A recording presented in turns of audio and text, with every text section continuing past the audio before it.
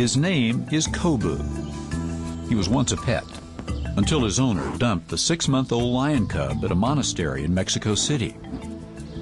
Now nearly 5 years old, he lives in a sterile pit, kept alive by eating stray dogs from the city pound. A tragedy Pat Craig intends to remedy. Pat found out about Kubo and has driven here to transport Kubo to his animal sanctuary in Colorado. These animals can't be sent back to the wild. They know people, they were raised by people. All the habitat that's in the wild is shrinking tremendously, so the animals that are out there are having a hard enough time surviving. First, Pat tranquilizes Kubo. Then a team of veterinarians check out the cat. He wasn't in great health, but he wasn't starving to death because he'd been living off of dogs. But otherwise, his claws were overgrown because he didn't have any way to exercise in that concrete pit. And he was pretty filthy, of course, because they had no way to get in there and clean it and things like that. They determine he's healthy enough to travel in a special crate designed to protect him and his human handlers.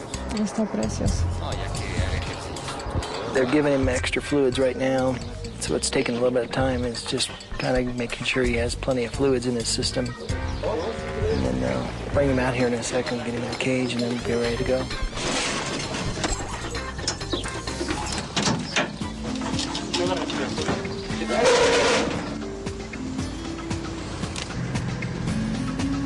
It is a long, arduous journey.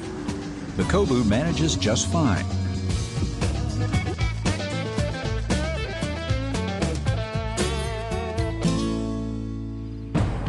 Kubo's new home is a habitat that resembles an African plain, but is actually 160 acres of rolling grassland in the shadows of the Rocky Mountains.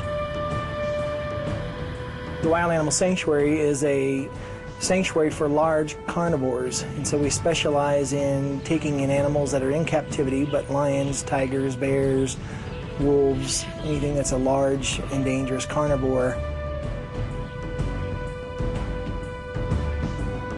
And these are the lucky ones.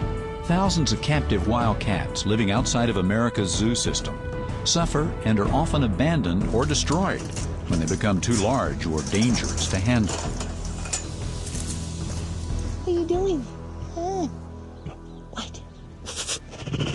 Pat created this more humane alternative more than 25 years ago.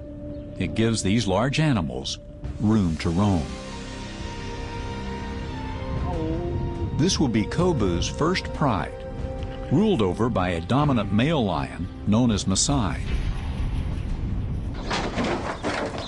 The Kubo hasn't even seen another lion since he was born. So Pat places him in a separate pen and gives him time to acclimate.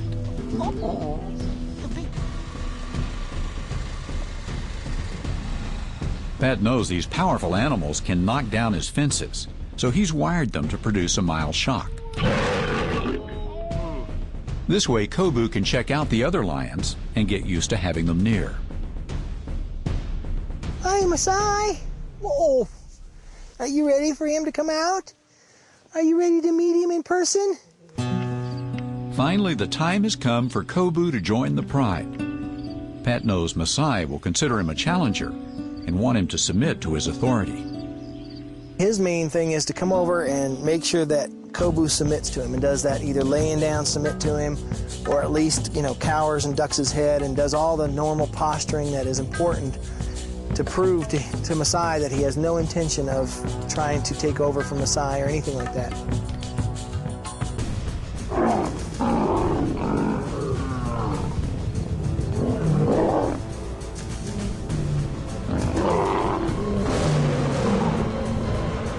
But it's all too much for Kubo, and Pat dives in to break up the melee.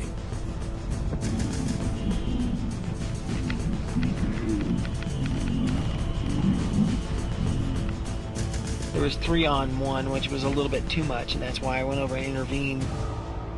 But now he's calmed down and realizes that, not everybody's after him all the time.